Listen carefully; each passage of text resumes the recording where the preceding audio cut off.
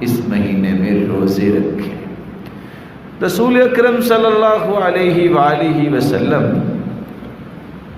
وہ فرمایا کرتے تھے کہ رمضان کے بعد سب سے افضل مہینہ جو روزوں کے اعتبار سے ہے وہ محرم کا مہینہ ہے، اور رمضان المبارک کتنا عظیم مہینہ ہے۔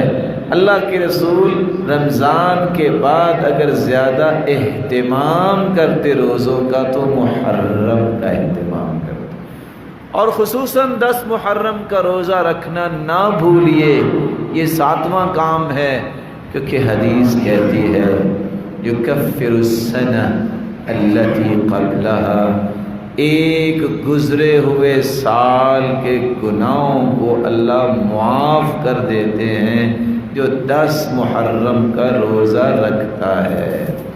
آپ نے یہاں پھر حکم دے دیا، آخری سال فرمایا ان عشت الی قابل لأصومن التاسع، اگر میں آئندہ سال زندہ رہا تو میں 9 محرم کا بھی روزہ رکھوں گا۔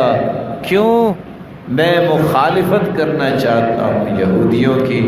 اللہ کے رسول مدینے میں آئے، مدینے میں یہودی روزہ رکھتے تھے۔ پوچھا روزہ کیوں رکھتے ہو؟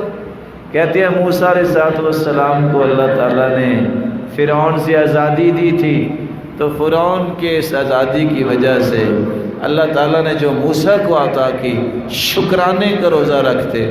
تو اللہ کے رسول نے فرمایا نحن احق بموسیٰ، ہم زیادہ حق رکھتے ہیں، موسیٰ میرا بھائی ہے تو ہم بھی روزہ رکھیں گے، لیکن میں آئندہ سال زندہ رہا تو میں صرف 10 کا نہیں، میں 9 کا بھی روزہ رکھوں گا تاکہ تمہاری مخالفت ہو۔